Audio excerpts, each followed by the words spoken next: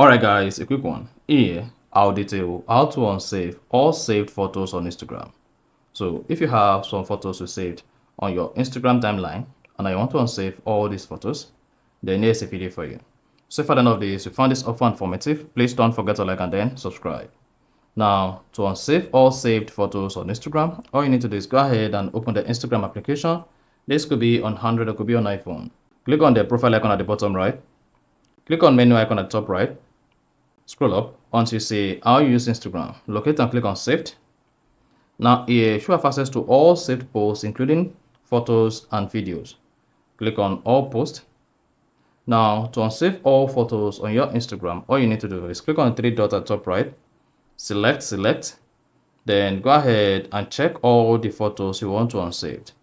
Once you selected all the photos, locate and click on unsave at the bottom left.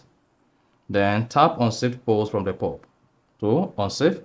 Then you should say start saving. All the photos you've selected here will be unsaved, and then you are good. So that is basically how to unsaved photos on Instagram. So if you found this offer informative, please don't forget to like and then subscribe.